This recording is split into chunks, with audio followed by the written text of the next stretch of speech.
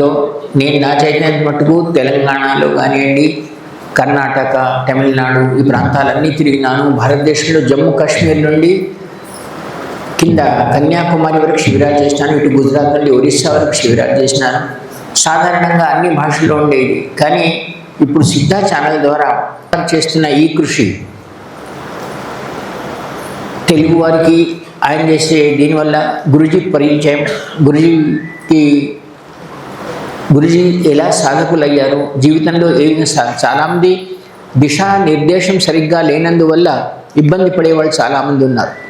ఈ కలియుగంలో చూసే విధానం ఏంటంటే, నాకు నచ్చింది, నేను నా పరమపూజ్య సద్గురుదేవులైన స్వామి నిఖిలేశ్వరాన్ గారిని 1982లో కలిశాను. కానీ దానికంటే ముందు కూడా చాలామంది గురువులను, దేవుళ్ళను కలవడం జరిగింది. ప్రతి ఒక్కళ్లకు ఎవరు అడిగినా సరే ఒకటే మాట అనేవారు, ఈ కలియుగంలో దేవుడు కనిపిస్తాడా, ఈ కలియుగంలో మంత్రాలు సిద్ధిస్తాయా అని చెప్పడంలో గురూజీ నేను ఎంతమందిని కలిసిన తర్వాత సిద్ధించవు అనే ఒక నిర్ధారణకు వచ్చిన తర్వాత స్వామి నిఖిలేశ్వరానంది గారి పుస్తకం, ఆయన గృహస్థులుగా జోధ్పూర్లో వచ్చి తాంత్రిక్ సిద్ధి అనే పుస్తకం, నేను ఢిల్లీ వెళుతూ ఏపీ ఎక్స్ప్రెస్లో ఆ పుస్తకాన్ని ఒకసారి పూర్తిగా చదివి, ఒక్కసారి కాదు 24 గంటల్లో 2 సార్లు పూర్తి చేసిన. ఆయన ఖచ్చితంగా అన్న మాట ఏంటంటే, సాధన ద్వారా ఇప్పటికి కూడా దేవతలను ప్రత్యక్షించి, కానీ గురువు అన్నవాడు యోగ్యుడై ఉండాలి, గురువు అన్నవాడు తపస్సంపన్నుడై ఉండవలే. ఊరికే కాషాయ వస్త్రాలు వేసుకున్నా, గడ్డాలు పెంచుకున్నా సరే వాళ్ళందరినీ గురువు అనుకోవడం మనకు పరిపాటి అయిపోయింది. కానీ సరైన పద్ధతి ఏంటంటే, అసలు వాళ్ళ దగ్గర జ్ఞానం ఉందా లేదా, ప్రతి సిద్ధాంతం, ప్రతి ధర్మం, ప్రతి ఆచరణ వీటిపైన చెప్పగలిగిన వాడే, ప్రతి జ్ఞానాన్ని గురించి కూడా చెప్పగలిగిన వాడే గొప్పవాడు. అందుకని గురుజీ తాను సిద్ధాశ్రమం నుంచి వచ్చిన తర్వాత ఒక గృహస్థుడై తన గురువు ఆజ్ఞ ఇచ్చినాడు ఆయనకి. ఏంటంటే, నీ దగ్గర చాలా మహిమలు ఉన్నాయి, ఆ మహిమలను ప్రదర్శించి నువ్వు కనుక కలియుగంలో వెళ్ళి జనాల్ని ఆకర్షించి ఏమైనా చేస్తామంటే ససేమిరా నీకు సిద్ధాశ్రమం నుంచి పంపించడం. నువ్వు ఏ మహిమను కూడా ఉపయోగించకుండా కేవలం జ్ఞానాన్ని ఇచ్చి మాత్రమే నువ్వు కనుక ప్రచారం చేస్తా అంటే నేను గృహస్థుడుగా సిద్ధాశ్రమం నుంచి పంపిస్తాను అని చెప్పడం జరిగింది. ఆయన తన గురువు గారికి వచనం ఇచ్చినారు, నేను ఎలాంటి మహిమను చూపకుండా కేవలం మన గోప్యమైన సాధనలను ప్రపంచానికి చెప్తాను అని. ఆయన ఉదాహరణగా మనం ఇక్కడ శిబిరం చేసినప్పుడు 1997లో గురు పూర్ణిమ శిబిరం చేసినప్పుడు ఒక విచిత్రమైన సంఘటన తన జీవితంలో గడిచింది చెప్పినారు. ఒక సాధువు దగ్గర, అంటే ఆయన తన 18వ ఏటనే ఇంటి నుండి బయలుదేరి జ్యోతిష్యం అనే శాస్త్రం భారతంలో చెప్పేది ఉందా లేదా, అది నిజమైన ఫలితాలను ఇస్తుందా లేదా, మంత్రంలో శక్తి ఉందా లేదా అని తన తండ్రి ఆజ్ఞను తీసుకుని ఉపనయనం అయిన తర్వాత హిమాలయాలకు మౌంట్ అబూ నుంచి తన ప్రయాణం ఆరంభం చేసి హిమాలయాల్లో 18 సార్లు ప్రతి గుహకు వెళ్ళి ప్రతి సాధువు దగ్గర ఒక్కొక్క సాధనను నేర్చుకోవడానికి తాను పడ్డ తిప్పలు చాలా చెప్పినారు ఆయన. ఆ విధంగా ప్రతి సాధన బయటకు తెచ్చి ఇప్పటికి కూడా ఆ సాధనలు ఉన్నాయని చెప్పి, నేను కూడా ఇట్లే మీ ప్రశ్నించినట్టు నేను కొద్ది శంకరాచార్యులు గారు వాళ్ళ దగ్గర వెళ్ళి ఇప్పుడు దేవుణ్ణి చూడగలమా అని అడిగినప్పుడు వాళ్ళు చెప్పిన జవాబే నేను చెప్పినాను. ఆ జవాబు ఏంటంటే, కలియుగంలో ఇవన్నీ సిద్ధులు లేవు, మంత్రాలు లేవు, ఊరికే భజన చేసుకోవాలి, ఉండాలి, ఇవన్నీ ఇప్పుడు ఉన్నాయా అని అనడం జరిగింది. కానీ గురువు గారు ఒకడు మాత్రమే నేను అడిగిన ప్రశ్నకు జోషి ఒక మాట చెప్పన్నారండి, సత్యయుగంలో ఇదే సూర్యుడు, ఇదే చంద్రుడు, ఇదే గంగా నది, ఇదే యమునా నది, ఇదే పృథ్వీ, ఇవే చెట్లు ఉన్నాయి. మారింది ఎవరు? మారింది నీవు. నీ ఆయువు మారింది, నువ్వు బ్రతకడానికి చేసే. ఇప్పటికి కూడా సిద్ధాశ్రమంలో 1000 సంవత్సరాలు కల సాధువులు వీళ్ళంతా ఉన్నారు. మనం చూడలేదు. నేను అమెరికా చూడలేకపోతే అమెరికానే లేదంటే ఎట్లా? మన ప్రపంచంలో 2000, 10,000 ఆయువు గల సాధువులు కూడా ఉన్నారు. కానీ దాని యొక్క అలా ఎలా బతకడం అనేది మనకు రాలేదు కాబట్టి వాళ్ళు లేనే లేరు, మంత్రాలే లేవు అని అనడం అది తప్పు అని తాను చెప్పి, ఒక చిన్న సంఘటన మీరు గురు పూర్ణిమ క్యాసెట్ వింటే దాంట్లో చెప్పినారు. ఒకసారి ఒక సాధువు దగ్గర తాను ఆకాశంలో ఆసనం వేసి కూర్చుండే సాధన నేర్చుకోవాలని ఆ సాధువు దిట్ట. ఆ దాంట్లో తాను శూన్యంలో ఆసనం వేసి కూర్చుంటాడు. ఆయన దగ్గర ఆ సాధన నేర్చుకోవాలని గురుజీ వెళ్ళినారు. వెళ్ళి చలిన -3 డిగ్రీల చలిలో కూడా ఆయన కూర్చుంటే ఆ సాధువు ఆయనకు లోపల తన గుడిసెలో రమ్మని పిలవలేదు, బయటనే చలిలో కూర్చున్నాను. కానీ ఆయన దగ్గర ఆ విద్య ఉంది, నేను తప్పకుండా నేర్చుకుంటానని కుతూహలంతో తాను కూర్చుని ఉన్నారు. 3 రోజులైంది, 4 రోజులైంది, 5 రోజులైంది, ఆయన పలకడు. చివరికి ఒకరోజు పొద్దున్నే ఆయన బయటకు వచ్చినాడు. వచ్చి, ఏమ్రా ఇక్కడ నా గుడిసె ముందు కూర్చుని ఏమడుగుతున్నావు, నా దగ్గర ఏం సాధన సిద్ధులు లేవు, చల్పో అన్నాడు. అంటే ఆయన అన్నాడు, నాకు తెలుసు మీ దగ్గర సిద్ధులు ఉన్నాయని, మీరు ఇవ్వదలుచుకోలేకపోతే అది మాట వేరు, కానీ ఆ విద్య మీతో అంతరించిపోతుందనే ఒక తపనతో ఆ విద్యను నేను మీకు ఆ విద్యను అడుగుతున్నాను అని చెప్పడం జరిగింది. ఆయన తన దగ్గర మీరు ఈ నాథ సాంప్రదాయంలో చిమ్టాలాగా ఉంటుంది, మన షిరిడి సాయిబాబా గురు దగ్గరగా ఉండింది. అది వేడి చేసిన వేడితో ఆయన వీపు మీద ఒకటి కొట్టినట్టు నాకు చూపించినారు గురుజీ. దేశ్ జోషి मेरे अभी आज भी मेरे पीठ पर उनका मारा हुआ है, वो విద్యా सीखने के लिए उसने ఆయన ఆ చిమ్టాను వేడిగా చేసి తన వీపు మీద కొట్టినాడు. పోరానికి సిద్ధి విద్య ఇచ్చినాను అన్నాడు. ఇది విధానం కాదండి, నాకు మంత్రం విధానం చెప్పండి, ఎలా అయితే మనం ఆకాశంలో శూన్యంలో ఆసనం వేయగలుగుతామని. అప్పుడు ఆయన ఏమన్నాడు, ఆహో ఈ మహిమలు చేసి పైసలు సంపాదించాలనుకుంటున్నావా అన్నాడు గురుజీకి. కాదండి, ఈ జ్ఞానాన్ని ప్రజలకు పంచాలనుకుంటున్నానన్నాడు. అంటే అప్పుడు ఆయన గురుజీకి మంత్రం సాధనిస్తూ, ఈ మంత్రం నీకు ఫలించకుండా ఉండుగాక, నీకు ఫలించదు, మంత్రం ఇచ్చినాను, జ్ఞానం ఇచ్చినాను, నీకు ఫలించదు అని ఇచ్చినారు. అప్పుడు గురుజీ అన్నారు, తథా మీరు చెప్పిన మాట నిజమే, వాస్తవం, నాకు ఫలించకుండా ఉండుగాక, కానీ ఒక మాట వచ్చమండి, నేను ఎవరికైతే ఈ మంత్రం ఇస్తానో వాళ్ళందరికీ ఫలించుగాక అని ఆశీర్వదించండి అన్నాడు. నేను నిస్వార్థపరుడిని అయితే నేను ఎవరికైతే ఈ మంత్రం ఇస్తానో వాళ్ళకి ఫలించుగాక అని అన్నాడు. అలాగే మనం రామానుజాచార్యుల వారి జీవితంలో చూస్తాం. వాళ్ళ గురువు దగ్గర ఆయన వెళ్ళినప్పుడు చెవులో మంత్రాన్ని ఇస్తూ ఎంత అడిగినా మంత్రం ఇవ్వలేదు. చెవులో మంత్రం ఇస్తూ అన్నాడు, అరే ఈ మంత్రం ఎవరికి చెప్పొద్దు, ఇది చాలా శక్తివంతమైనది అని చాలా చెప్పినాడు. రామానుజాచార్యుల వారు శక్తివంతమైతే ఎందుకు, దీంతో ఫలితం ఏంటి, దీంతో పాపాలన్నీ సమసిపోతాయి, పాపాలు పోతాయి, మనిషి యోగ్యుడవుతాడు, మనిషి ఒక గొప్పవాడు అవుతాడు, వాడి జ్ఞానం కలుగుతుంది అని చెప్పుకుంటూ పోయినాడు ఆయన వాళ్ళ గురువు. కనుక నేను ఇది ఎవరికి ఇవ్వవద్దు అన్నాడు. అప్పుడు రామానుజాచార్యులు వారిని చెప్పింది ఏంటంటే, ఇది కనుక ఎవరి వేళకి ఇచ్చినా నీవు పాపభూషణమై నరకంలో పోతావు ఎవరికన్నా మంత్రం ఇస్తే అని అన్నాడు. అప్పుడు తన గురువు ఉండగానే గుడి ఎక్కి గట్టిగా మంత్రాన్ని చెప్పినాడు అందరికీ. అప్పుడు గురువు వచ్చి, నువ్వు పాపంలో నరకంలో పోతాము అంటే, నేను ఒక్కడిని నరకంలో పోతే పర్లేదు, వీళ్ళందరూ ఉద్ధరింపబడతారు కదా, అందుకని నేను నరకంలో పోయినా పర్లేదన్నా.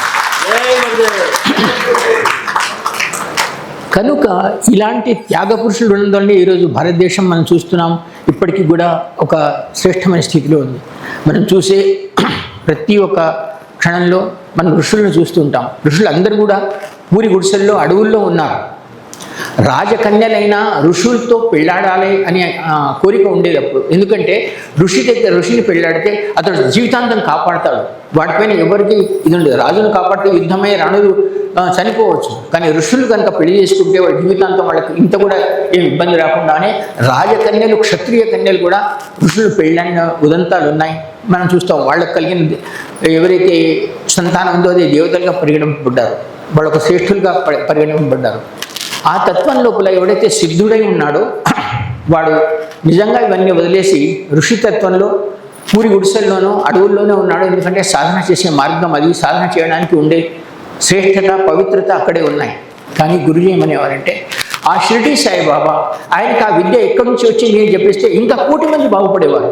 కానీ ఆ విద్య ఆ విద్య చెప్పలేదు ఎవరికి. అలాంటి విద్యలు తీసుకుని ఏం లాభం?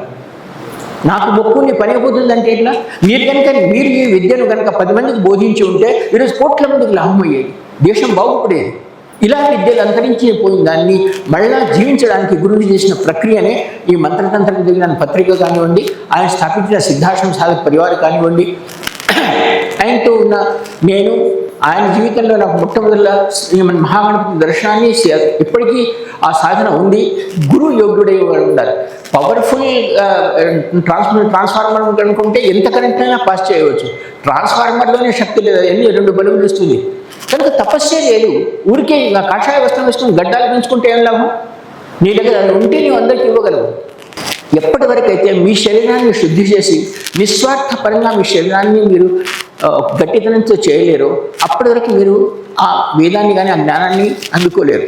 నేను ఇప్పుడు చెప్పేది ఏంటంటే, ఇప్పుడున్న గురువులు నేను చూసే విధానం లోపల ప్రతి ఒక్క గురువు నాకు సింహాసనం ఉందా, నాకు వాడు గౌరవం ఇస్తున్నాడా, నాకు ఎంత పైసలు ఇచ్చినాడు, నాకు ఇచ్చినాడా లేదా, దీనిపైనే ఆధారపడి వాళ్ళ యొక్క మంచి చెడుని చూస్తున్నారు తప్ప. గనక నేను ఈ పూర్తి నా జీవితంలో నేను చూసుకున్నది ఏంటంటే మూడు: వైద్యం, విద్య, అధ్యాత్మం. ఇవి అమ్ముడుపోయిన నాళ్ళు ఈ ప్రపంచం బాగుపడదు, ఎవరు బాగుపడదు. వైద్యం, ఇంతకుముందు ఆయుర్వేదంలో వైద్యం చేసేవాడు, వాళ్ళు ఎన్నడూ దాని గురించి నా డబ్బు ఆశించలేదు. విద్య చెప్పేవాళ్ళు ఎన్నడూ ఆశించలేదు. గురుకులాల్లో రాజు అయినా సరే వెళ్ళి ఋషి దగ్గర చదువుకున్నాడు, కానీ వాళ్ళ దగ్గర దక్షిణ తాను దగ్గర తన దగ్గర తిన్న అన్నమే పెట్టి శిష్యుంటే, వాడు రాముడే కానీ కృష్ణుడే కానీ ఎవరైనా కానీ వాళ్ళ దగ్గర తిండి కానీ వాళ్ళ దగ్గర సేవ చేసుకునే వాళ్ళని విద్య ఇచ్చినాడు. అది ఒక గురుకుల పరంపర. అతను సామర్థ్యవంతుడు. ఇది మాట వేరు. ఎప్పుడైనా హవనం చేసేటప్పుడు ఆయనకు కావాలన్నా సరే రాజు కబురంపేవాడు, నాకు హవనానికి ద్రవ్యాలు కావాలంటే ద్రవ్యాలు పంపించేవాడు. తన జీవితం కోసం, తాను జీవించడం కోసం ఎన్నడూ ఏ ఋషి ఎవరిని అడగలేదు. ఆ ఋషి తత్వంలో నువ్వు ఎలా తిండి బతకగలవు అనేది ఒక గొప్ప తత్వం. ఆ తత్వం క్షీణించింది, పోయింది. ఇప్పుడు ప్రతి ఒక్కరి దగ్గర డబ్బు అడిగి బతకడమే ఒక మార్గం అయిపోయింది. డబ్బు నీవు ఇచ్చినావు, నీకు అక్షరం ఇస్తాడు, నీ పని నీకు సాధన చేస్తాడు, నీకు హోమం చేస్తాడు, పంపిస్తాడు. కానీ ఆ జ్ఞానాన్ని ఇవ్వడు. ఏ జ్ఞానం ద్వారా ఈ కార్యాన్ని సిద్ధించగలం? మీరు చూస్తున్నారు చాలామంది ఈరోజు రేపు మనం వివరించేది ప్రత్యంగిర. ప్రత్యంగిర ఎవరు? మీరు కనుక సరైన పద్ధతిలో మన పూర్వీకులను, అంటే మీ యొక్క 50-100 సంవత్సరాల క్రితం కనుక సరిగ్గా మీరు ఆలోచించగలిగితే, మన పూర్తి భారతదేశం లోపల మనం చూసింది 5 దేవతలు పర్టికులర్గా: దుర్గా అమ్మవారు, పార్వతీ అమ్మవారు, శివుడు, గణపతి, లక్ష్మీ నారాయణుడు, లక్ష్మీనారాయణుడు, వీళ్ళ తప్ప చూసినారా? ఇప్పుడు వచ్చేసరికి ప్రత్యంగిర, బగలాముఖి, ఇవన్నీ మనం తత్వాలు చూస్తున్నాం. దశమహావిద్యల గురించి జ్ఞానం ఉందా? మహావిద్య అంటే ఏంటిది? అభ్యసించినది, విద్య పూజించినది కాదు. పసుపు కుంకుమ వేస్తే కాళిక అమ్మవారికి, బగలాముఖి పసుపు కుంకుమ వేస్తానికి సిద్ధించినది కాదు. అది విద్య. ఆ విద్యను ఏ విధంగా అర్థం చేసుకోవాలి? బగలాముఖి స్తంభన విద్య.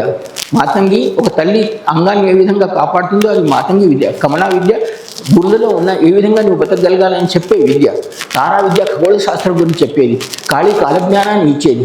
ఈ విధంగా దాన్ని విద్యగా అభ్యసించాలి తప్ప మూర్తిగా పూజించకూడదు. ఆ విద్యని అభ్యసించడం ఎలా అన్నది దశమహావిద్యలో చెప్తారు. ఆ దశమహావిద్యల గురించి చెప్పేవాళ్ళు ఇప్పుడు అసలు కరువైపోయినారంటే వాస్తవం అని నమ్మండి. ఇవన్నీ పోగా ప్రత్యంగిర, ప్రతి అంగీర అంటే నీ శరీరానికి ఎవరైనా బాధ పెడుతున్నప్పుడు, నీ శరీరం కాలిపోతున్నప్పుడు నువ్వు చేసే క్రియ, నీ ఎవరైతే కలుస్తున్నాడో వాడిని ఏ విధంగా తీసుకోవాలి, ఏ విధంగా చేస్తే వాడు బాగుపడతాడు అనే విద్యను ప్రత్యంగిర. కానీ ఈరోజు చిన్న పనికి కూడా, చిన్న ఏదైనా సార్ ప్రత్యేక మిరపకాయలు హోమం చేయ, మీరు గ్యారంటీగా రాసిస్తున్నారు మీకు. ఎవరెవరైతే ప్రత్యంగిర హోమం మిరపకాయలతో చేసినారో వాళ్ళు తన వాళ్ళతో దూరం అయిపోయినారు, వాళ్ళు తనతో ఆకర్షణ కోల్పోయినారు. వాళ్ళకు డబ్బు రాదు, లక్ష్మి రాదు, సరస్వతి రాదు, విద్య రాదు. వాళ్ళు తన అనేవాళ్ళు భార్యాభర్తలతో దూరం అయిపోయినారు. ఇది వాస్తవంగా చూడండి. మీరు ప్రత్యంగిరని ఎప్పుడు పిలవద్దు. ప్రత్యంగిర ఏ క్షణాలు లోక కళ్యాణార్థమే ప్రత్యంగిరని పిలవాలి. లోక కళ్యాణార్థం చేసేటప్పుడే మిరపకాయ హోమం చేయాలి. ఈ జ్ఞానం లేక మనల్ని మభ్యపెట్టడానికి 60 టన్నుల మిరపకాయలు, 70 టన్నుల మిరపకాయలు వేసి మీరు ప్రతి మిరపకాయ హోమం చేసిన వాళ్ళని ఒక్కసారి వాళ్ళని పోయి కలిసి మాట్లాడినండి. భార్యాభర్తలు పోట్లాడుతున్నాయి, పిల్లలు అడుగుతలేరు, ధనం దూరం అయిపోయింది, జాబులు పోయినాయి, ఇవన్నీ పరిస్థితులు ఏర్పడ్డాయి. ప్రత్యంగిరని ఎప్పుడు ఎలా ఆచరించాలనేది ఆ జ్ఞానం లేదు. విద్యను ఏ విధంగా ఆచరించాలనేది జ్ఞానం లేదు.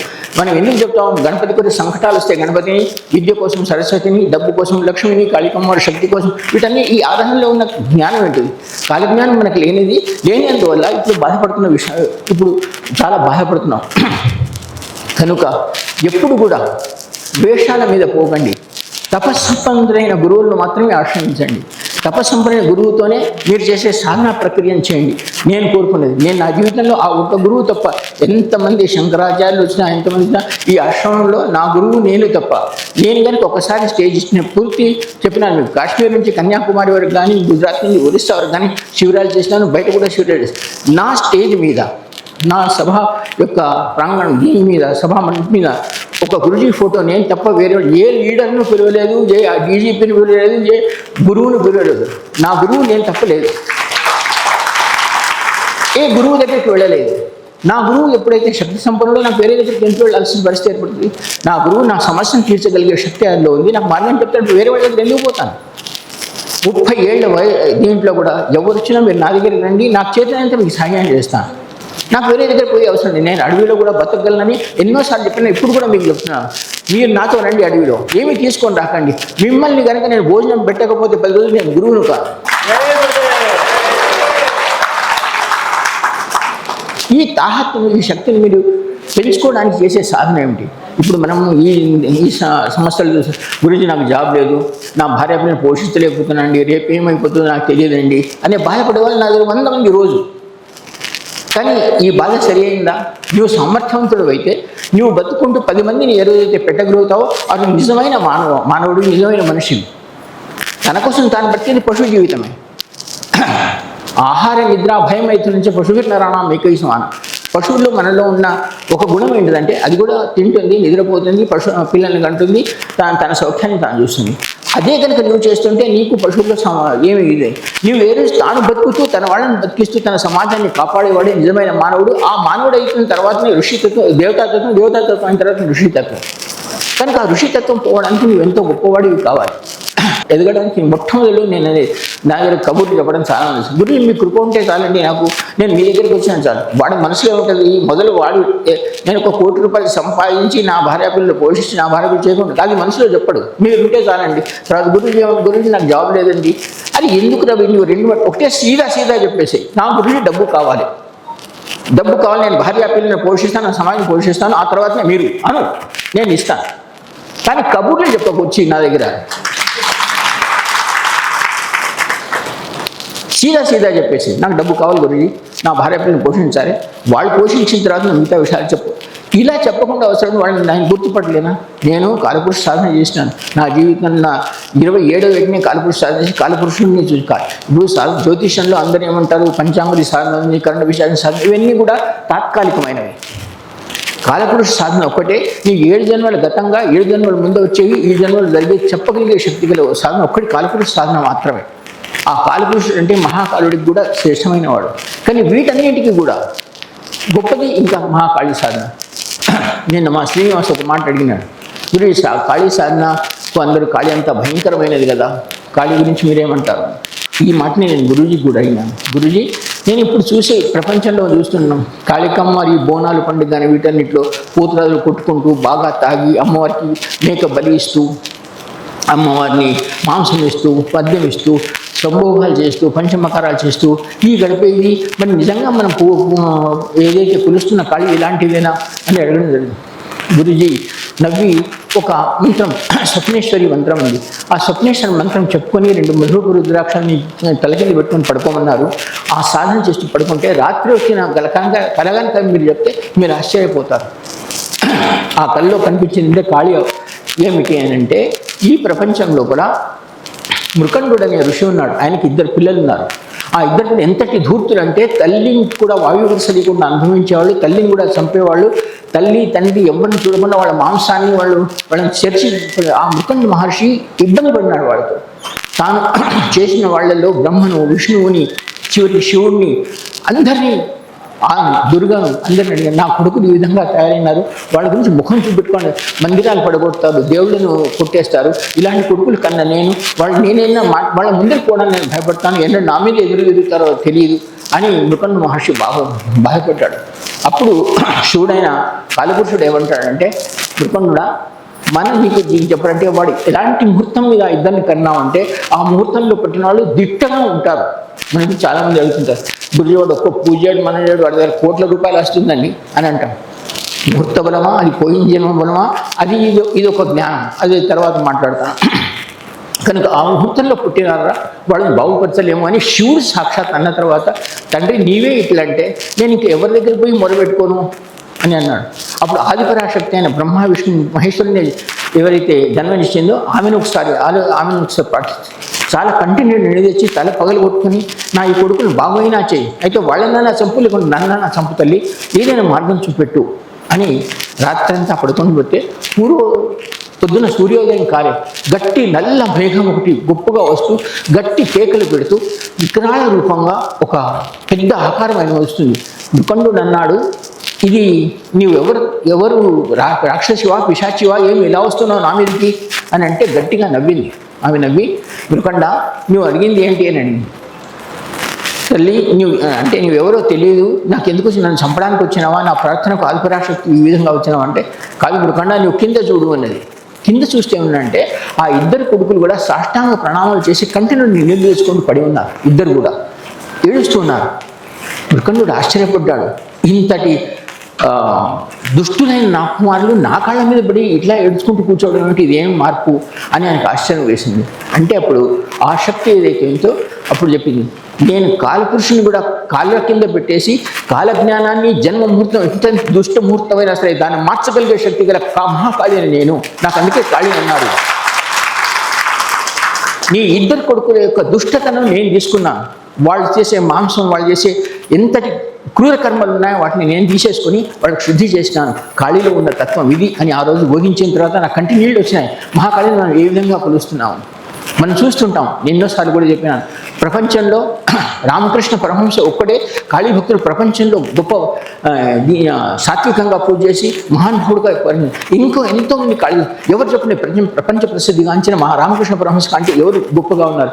రామకృష్ణ పరమహంస ఏమైనా సంభోగం చేసినాడా, తాగినాడా, మాంసం ఇచ్చినాడా? కాళికమ్మను ఏ విధంగా చేసినాడు? సాత్విక రుగ్ములో ప్రేమించినాడు. కనుక ఆ సాత్విక రుగ్ములో ఆ కాళికమ్మను ఆరాధిస్తే మీ కొడుకుల్లో కానీ మీలో దరిద్రత ఉంటే దరిద్రతను, మీలో దుష్టత ఉంటే దుష్టతను పోగొట్టే శక్తిగా తల్లిగా కాళికమ్మ చెప్పబడింది. మీలో ఉన్న దుష్టతను పోగొట్టే శక్తిగా మహాకాళి చెప్పబడింది. ఎంతమంది ఈ తత్వాన్ని ఆలోచించి పూజ చేస్తున్నారు మీకు అందరికీ మీరే చెప్పాలి. మనం చూసే ప్రతి దగ్గర ఈ విధమైన తత్వ జ్ఞానం లేకుండా జరిగే విధానాన్ని మనం కనుక మార్చగలిగితే, ఆ సరిగ్గా యోగుడైన వాడు చెప్పగలిగితే, అందుకనే ఉదాహరణ మీ దగ్గరే ఉంది. రామకృష్ణ పరమహంస ఏ పంచమకారాలు, ఏ వామమార్గం ఆచరించకుండా ప్రపంచ ప్రసిద్ధిన ఒక శిష్యుడిని, తన గొప్పతనాన్ని ప్రపంచం ఈ రామకృష్ణ మఠాలు పూర్తి భారతదేశం బయట కూడా ఉన్నాయి. అష్టమహాసిద్ధులు కలిగిన వాడు పంచమకారాలు చేసినాడా? వామమార్గం ఆచరించినాడా? కాదు కదా. మరి కాళీని మనం చేసే విధానం ఏంటిది? ఈరోజు రేపు కొన్ని పుస్తకాల్లో మీరు చూస్తున్నారు, తోబుట్టునైనా అనుభవించండి, ఇవి చేయండి అని చెప్పబడిన ఆ మహానుభావులకు 2 చేతులే దండం ఇచ్చినాను, మన ధర్మాన్ని నాశనం చేయడానికి వీళ్ళంతా రాస్తారు. క్లియర్లీ మద్యాన్ని ఇవ్వడం కానీ, మాంసాన్ని ఇవ్వడం కానీ, ఇవన్నీ కూడా మిమ్మల్ని నాశనం చేయడానికి. ఎప్పుడు కూడా ఏ అఘోరి కానీ, ఏ తాంత్రికుడు కానీ ఈ పంచమకారాలు ఆచరించేవాడు వాడు ఒక్కడే సుఖపడతాడు. వాడికి వంశం ఉండదు, వాడికి భార్య పిల్లలు ఉండరు.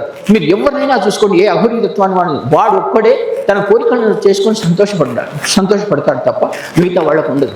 ఇప్పుడు రావణాసురుడిని చూసుకుంటే ఏమైంది? రావణాసురుడు తను ఉన్నంతగానో అనుభవించాడు, తర్వాత వాడు వంశంతో సహా మొత్తం నాశనం. అదే విభీషణుడు దేవుడిని ఆశ్రయించి ఆయన సంతానం ఈరోజు కూడా ఉంది, నడుస్తున్న సంతానం. వామ మార్గానికి దక్షిణ మార్గానికి ఉన్న తేడా అది. నేను గురువుకి అడిగింది కూడా అయితే, దక్షిణ మార్గంలో నాకు ఆలస్యమైన పర్వాలేదు, మిమ్మల్ని నేను ఆశ్రయించి ఒక గురువు తత్వాన్ని వెంటనే చేస్తే నేను ఆ మార్గమే నడుస్తాను. నా దగ్గర మీరు చూసినారు, ఇప్పటివరకు కూడా నేను ఏ వీడియో, ఏ టీవీ ఛానల్ కానీ ఎక్కడ నేను రాలేదు. ఎందుకంటే గురువు ఒక మాట చెప్పేవాడు, జోషి సూర్యకు ప్రచార करने की आवश्यकता नहीं, వాడు స్వయంగా వెలుగుతాడు. అదే చిన్న బల్బులు, హెచ్ఎండి బల్బులు లాంటి బల్బులు ఉంటే ఇది 7 ఏళ్ల గ్యారంటీ ఉందండి, దీన్ని బాగా చేయాలని ప్రచారం అవసరం. సూర్యుడికి ప్రచారం అవసరం కాదు కదా. నువ్వు తపస్సు సంపన్నం చేసి నువ్వు కూర్చో, ప్రపంచం నీ వెంబడిస్తుంది. ఈరోజు అయ్యప్ప స్వామి ఎక్కడో అడవుల్లో కూర్చుంటున్నాడు. ఎంతటి మహానుభావుడు, ఎంత యాక్టర్ పెద్దవాడైనా, యాక్టర్ అయినా, లీడర్ అయినా సరే నల్లబట్టలు వేసుకొని కాళ్ళు నడకన చెప్పులు లేకుండా వెళ్లాల్సిందే. అది ఆయన మహత్వం, ఆయన శక్తి. నీలో శక్తి ఉంటే నువ్వు ప్రపంచాన్ని మార్చగలవు. కానీ ఈ మీడియా కానీ వీటితో పోయి సరైన మార్గాన్ని ఆచరించకుండా నా ప్రచారం కావాలి, 4 మంది రావాలి, నాకు అవసరం లేదని, నా దగ్గర 5 పాండవులు సాధన చేసేవాళ్ళు ప్రపంచాన్ని మార్చగలను మీకు చెప్తున్నాను. ఎందుకంటే ఈ రష్ని తీసుకొని ఏం చేస్తారు? అందరితో స్వార్థంగా వస్తారు.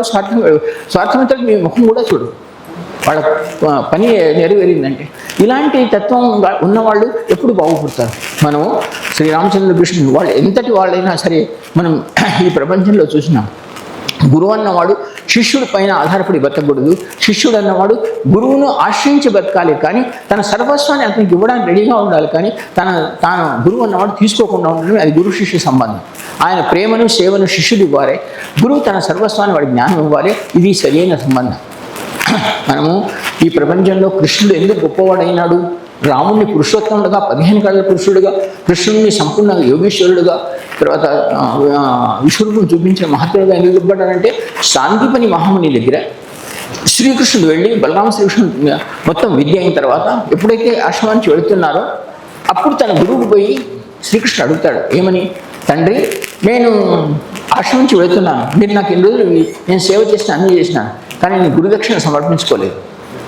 నేను ఏం గురుదక్షిణ ఇవ్వాలో చెప్తే కానీ నేను ఇక్కడి నుంచి పోను.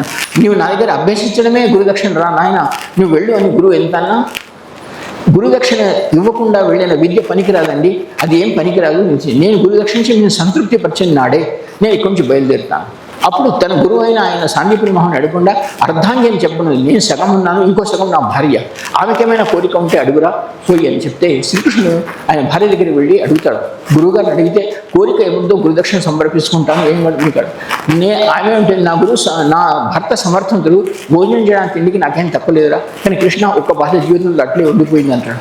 ఏమిటి తల్లి చెప్పండి, ఇస్తే అలాంటి గురుదక్షిణ లేకుంటే వద్దు, మిగతా నాకేం తక్కువ లేదు.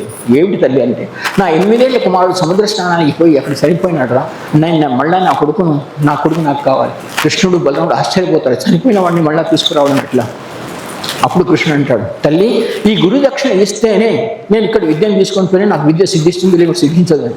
తాను ఆ సముద్రం దగ్గర పోయి పాంచజన్య శంఖును సముద్రాన్ని ఆహ్వానించి ఆయన ఆత్మను అక్కడ పాంచజన్యుడు పట్టుకొని కూర్చున్నాడు, సందీపని మహాముని కొడుకును. ఎందుకంటే నీవు ఆయన దగ్గర నేర్చుకుంటున్నావు కాబట్టి నువ్వు వస్తే నీవు ఆ విద్యను ఆయనకి ఇస్తావని. సందీపని మహాముని ఇప్పుడు గొప్ప విద్యా సంపన్నుడు. ఆ పాంచజన్యుడు కూడా ఆయన దగ్గరికి వచ్చి సందీపని ఆయనకు విద్య ఇవ్వనన్నాడు కాబట్టి ఆయన కొడుకుని మింగి కూర్చున్నాడు ఆయన అని చెప్పడం జరిగింది. అప్పుడు శ్రీకృష్ణుడు పాంచజన్యుడితో పోట్లాడి ఆ ఆత్మను తన దగ్గర తీసుకొని వచ్చి బలరాముడికి ఏమంటాడు, బలరామ ఇక్కడ మట్టి తీసుకొని ఒక ఆకారం తయారు చేయి. ఆకారం తయారు చేసినాడు. అప్పుడు శ్రీకృష్ణుడు తన విద్యతోటే దాంట్లో ప్రాణప్రతిష్ఠ చేసి ఆయన కొడుకుని మళ్ళీ ప్రాణప్రతిష్ఠ చేసి బతికించి లేపుతాడు. ఆ ఆత్మని దాంట్లో ప్రవేశింపజేసి తీసుకొని వచ్చి ఎప్పుడైతే తల్లి దగ్గర ఆమె కొడుకుని చూపిస్తాడో ఆమె కంటి ధారలు, గురువు యొక్క కంటి ధారలు కూడా బాగా చేసి, కృష్ణ ఇలాంటి గురుదక్షిణ ఈ ప్రపంచంలో ఎవ్వరు ఇవ్వలేదు కనుక సూర్యచంద్రుడు ఉన్నంత కాలం నువ్వు ఈ ప్రపంచంలో పూజింపబడతావు, ఇది గురుదక్షిణగా గురువు ఆశీర్వాదం ఇస్తున్నాను అని చెప్పి నువ్వు యోగీశ్వరుడుగా కనబడతావు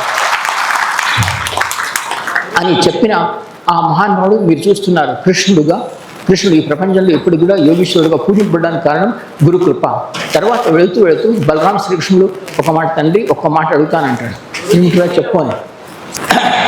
కృష్ణుడు అప్పుడు బలరామ శ్రీకృష్ణుడు గురువుతో ఒక మాట్లాడతాను, తండ్రి ఒక మాట చెప్పండి అని.